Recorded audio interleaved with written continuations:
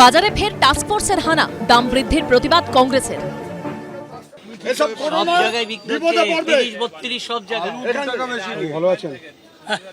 কর্পোরেশনের জায়গায় বসে কর্পোরেশন সরকারের বিরুদ্ধে কাজ করছো, এখনো বেশি দিন চলবে না। এই যে বাইরে যে তুলে দিচ্ছে হকারদের বুলডোজার দিয়ে, এখানে যদি তুলে দেয় কি করবে? কখনো ধমকে, কখনো হুঁশিয়ারি দিয়ে বাজারে বাজারে অভিযান চালাচ্ছে রাজ্য সরকারের টাস্কফোর্স। সঙ্গে রয়েছে কলকাতা পুলিশের এনফোর্সমেন্ট ব্রাঞ্চ।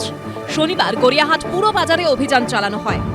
সবজির দাম অগ্নিমূল্য এবং সে কারণেই কলকাতা পুলিশের এনফোর্সমেন্ট ব্রাঞ্চ এবং রাজ্য সরকারের গড়ে দেওয়া টাস্কফোর্স তারা কিন্তু যৌথভাবে বিভিন্ন বাজার ঘুরে দেখছেন। এভাবেই তোমার দোকানে আমার কাছে খবর আছে 100 টাকা শসা, একদম বাজে কথা বলবে। ক্রেতাদের অভিযোগ, অন্য জায়গার তুলনায় গড়িয়াহাট বাজারের সবজির দাম যথেষ্ট চড়া।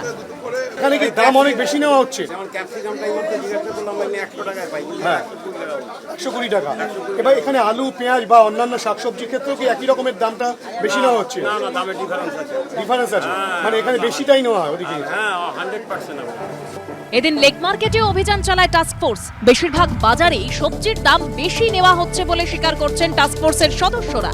মাসখানেক আগেও কাঁচা লঙ্কা বিক্রি হতো 80 থেকে 90 টাকায়, এখন 120 থেকে 150 টাকা কেজি। টমেটোর দাম ছিল 25 থেকে 30 টাকা কেজি, এখন 100 থেকে 120। এক মাস আগে উচ্ছের দাম ছিল 60 টাকা, এখন 80 থেকে 100 টাকা কেজি। বেগুনের কেজি 50 টাকা থেকে বেড়ে হয়েছে 100 থেকে 120 টাকা। আদার দামও 170 থেকে 180-র গণ্ডি ছাড়িয়ে 250-তে পৌঁছেছে। 250 থেকে 300 হয়েছে রসুনের কেজি। গড়িয়াহাট মার্কেট আর লেক মার্কেটের দাম বেশি, আমরা অভিযোগ অনেক পেয়েছি। প্রায় ডবল মার্জিন, 80% 90% সবজিতে এটা হয় না।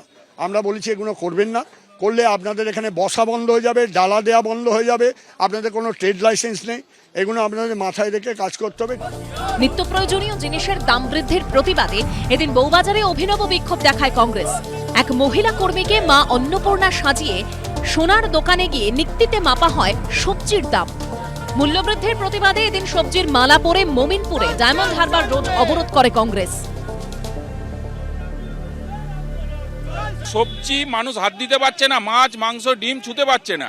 বাজারে টাস্কফোর্সের নামে নাটকবাজি চলছে, এগুলো বন্ধ করতে হবে। রাজ্য সরকার সব জানে, মমতা বন্দ্যোপাধ্যায় সব জানেন।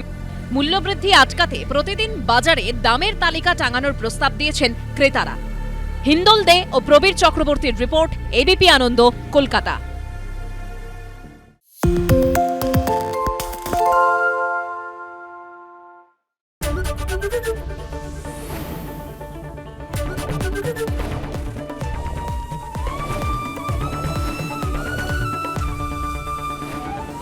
এবিপি আনন্দ, এগিয়ে থাকে, এগিয়ে রাখে।